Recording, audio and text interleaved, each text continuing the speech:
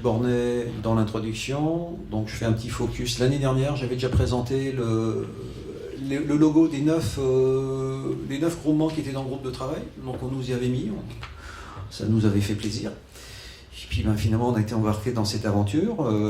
Donc il a été créé au mois de mars le syndicat national des groupements d'employeurs. Il y a 22 groupements qui sont fondateurs, dans 12 régions, donc les régions actuelles, hein, pas les régions de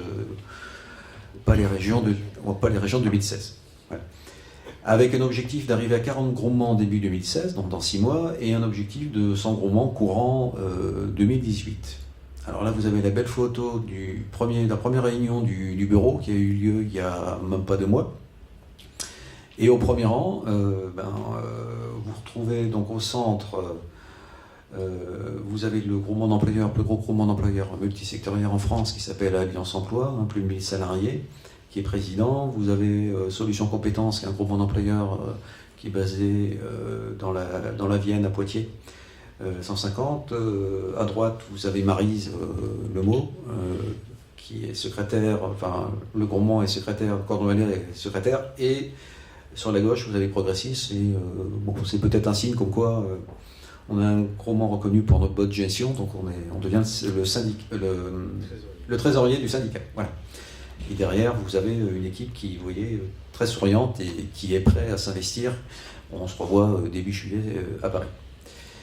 Alors, pourquoi un syndicat? On a plusieurs sujets sur lesquels on marche un petit peu sur des œufs depuis des années. Hein, on aimerait pouvoir sortir de notre obligation de travailleurs handicapés, hein, parce que c'est un petit peu aberrant que si on a des salariés handicapés qui soient à la fois comptabilisés dans l'entreprise utilisatrice et ils devraient être comptabilisés via le groupement. On veut en fait que l'effectif reconnu, c'est l'effectif uniquement de l'équipe de gestion et donc on n'aura pas cette obligation d'emploi de travailleurs handicapés. Ce qui ne veut pas dire pour ça qu'on n'a pas embauché des salariés travailleurs handicapés, puisqu'on en a même un qui a été embauché ensuite en CDI par l'entreprise utilisatrice. On voudrait pouvoir attirer plus d'adhérents qui ne sont pas assujettis à la TVA, qui sont les associations, parce qu'on sait qu'il y a des besoins dans les associations, même dans les collectivités, parce qu'on parle de plus en plus de mutualisation, on voudrait pouvoir